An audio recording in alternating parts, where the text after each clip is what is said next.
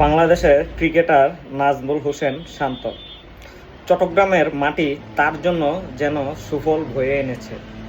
দীর্ঘ 25 ইনিংস পর সে একটা 100 মারছে। আজকে তার কুফা চক্র কেটে গিয়েছে। মানে বোঝা যায় 25 ইনিংস ধরে নাজমুল হোসেন শান্ত কোনো সেঞ্চুরি পাচ্ছেন না।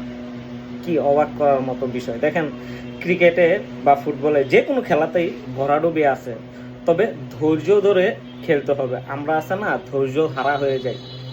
ঠিক আছে, ব্যাটসম্যানরা রান করতে পারতেছে না ভাই, একটা ব্যাটসম্যান কি চেষ্টা কম করে সে রান করার জন্য? তবে আজকে নিউজিল্যান্ডের বিপক্ষে নাজমুলের 105 রান এবং লিটন দাসের 76 রানের উপর ভিত্তি করে নিউজিল্যান্ডকে 265 রানের টার্গেট দিয়েছে বাংলাদেশ। তবে বিনিময়ে দেখা যাক নিউজিল্যান্ড কি করতে পারে। নিউজিল্যান্ড কি আজকে ম্যাচটা জিততে পারবে?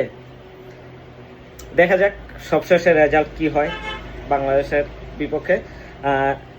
নাজমুল হোসেন শান্তর অপেক্ষাটা এতই লম্বা ছিল যে চট্টগ্রামে তার শেষ হলো অপেক্ষা বা অবসান হলো।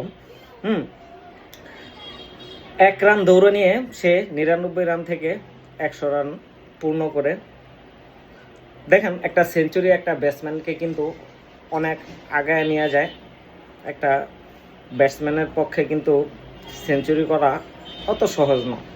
অনেক ত্যাগ তিতিক্ষার পর সেঞ্চুরিটা করে।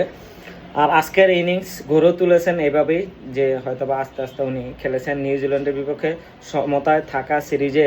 আজকের ম্যাচটা একরকম ফাইনাল বাংলাদেশের জন্য সিরিজ জয়টা আরও গুরুত্বপূর্ণ হয়ে উঠেছে র্যাঙ্কিংয়ের শীর্ষ 8 থেকে বিশ্বকাপ খেলার চ্যালেঞ্জের কারণে। অথচ ম্যাচেই কিনা 32 রান নেমে বাংলাদেশের 3 উইকেট হারিয়ে ফেলাইছিল এই ম্যাচে। কি অবস্থা! সেখান থেকে যেভাবে ইনিংসটা গড়ে তোলার দরকার নাজমুল করেছেন, তাই চতুর্থ উইকেটে লিটন দাসের সঙ্গে জুটি বেঁধে ইনিংসটা তিনি লম্বা করতে পারার কথা ভেবেছিলেন বিধেই তো ইনিংসটা লম্বা করেছেন। নাজমুল 50 রান করতে নিয়েছিলেন, 70 বল খেয়েছিলেন। তো কিছু করার নেই, কারণ ইনিংসটা তো ধরতে হবে। তখন সুযোগ মতো বাউন্ডারি আর বাকি সময়ের ভর করেছিল সিঙ্গেল আর ডাবলের উপর। সুযোগ মতো ব্যাটও চালিয়েছেন। পরের 50 রান করতে তার লেগেছে 44 বল। তো লিটন দাস আর নাজমুল হোসেন শান্ত দুইজনে মানে একটা 60 রানের পার্টনারশিপ খেলেছেন। 160 রানের একটা পার্টনারশিপ ইনিংস খেলেছেন। এই ইনিংসটার উপর ভিত্তি করে মূলত আজকের খেলাটা 265 পর্যন্ত গিয়েছে।